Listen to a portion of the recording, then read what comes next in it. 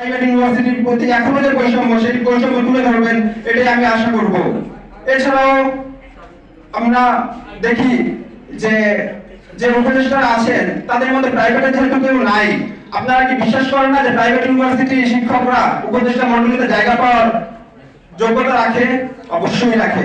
Private university শিক্ষকরা প্রত্যেকেই পৃথিবীর অন্যতম ইউনিভার্সিটিগুলো থেকে পিএইচডি করে আসে।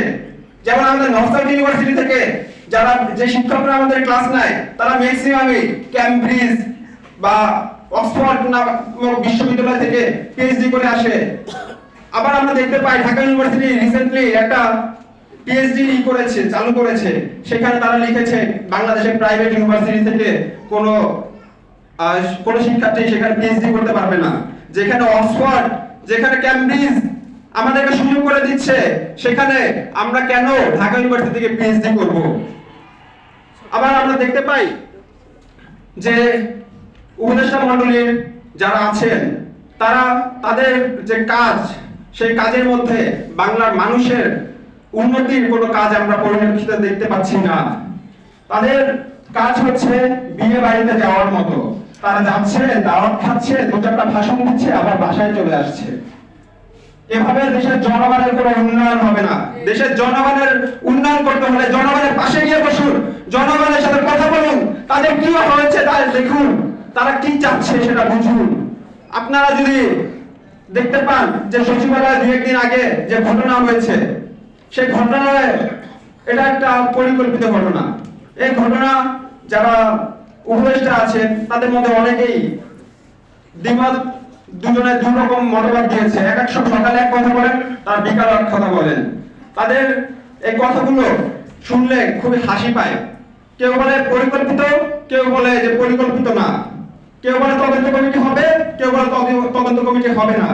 এরকম করে বাংলাদেশ চলতে পারে না। আমরা এরকম বাংলাদেশের জন্য রাজপথে নামি নাই। বর্তমান যে বাংলাদেশের 16 ডিসেম্বর, এই 16 ডিসেম্বর আমাদের বিজয় দিবস। এই বিজয় দিবস 1971 আমাদেরকে দিয়েছে একটি স্বাধীন ভূখণ্ড, কিন্তু গণতন্ত্র, আমাদের নাগরিক অধিকার 1971 পর থেকে আমরা পাই নাই। যে গণতন্ত্র আমরা ফিরে পেয়েছি, যা আমাদের খুব তাড়াতাড়ি আমরা দেখতে পাবো একটি সুষ্ঠু নির্বাচনের মাধ্যমে। এই নির্বাচন যতদিন না হচ্ছে ততদিন বাংলাদেশের গণতন্ত্র প্রতিষ্ঠা অসম্ভব। আমরা বিশ্বাস করি ডক্টর ইউনূস সে অবশ্যই ভালো দেখে আমরা তাকে বাংলাদেশের প্রধান উপদেষ্টা বানিয়েছি। সেই প্রধান উপদেষ্টা হিসেবে সে আমাদের প্রাইভেট ইউনিভার্সিটির কাছে একটা দিন সে আসতে পারে নাই। সে জানতে চায় নাই আমরা কি চাই, আমরা দেশের জন্য কি চাচ্ছি, দেশ কিভাবে আমরা সুন্দর করতে আমরা তাদের সাথে মত বিনিময় করতে পারি। কিন্তু তার আজ পর্যন্ত আমরা মুখটা পর্যন্ত দেখি নাই। এভাবে বাংলাদেশ গড়তে হলে আমরা সকলে ঐক্যবদ্ধ থাকতে হবে।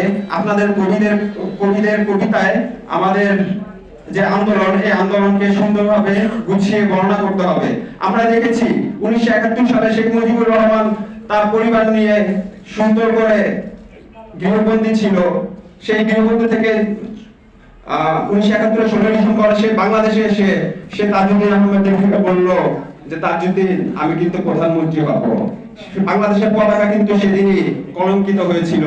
শেখ মুজিবুর রহমান যে যুদ্ধের ঘোষণা না দিয়ে সে জেলে বসে নিজে পালিয়ে গিয়েছিল, সেই শেখ মুজিব যখন বাংলাদেশে এসে বাংলাদেশের প্রধানমন্ত্রী হয়, সে বাংলাদেশ কোনোদিন সুন্দরভাবে নতুন প্রজন্মের জন্য একটি রূপরেখা হতে পারে না।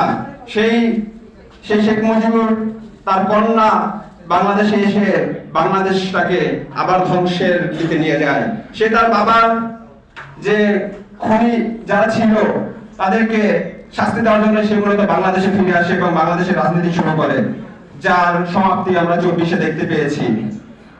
বাংলাদেশে আওয়ামী লীগ দোসররা যেভাবে পরিকল্পিত ঘটনাগুলো তারা করছে, এই ঘটনা থেকে যদি আমরা বের হতে চাই, এই ঘটনাগুলোকে যদি আমরা প্রতিহত করতে চাই, আমাদের সকলকে ঐক্যবদ্ধ থাকতে হবে। কাউকে এখানে বৈষম্য করা সৃষ্টি করা যাবে না। এই বলে আমি আমার বক্তব্য শেষ করছি।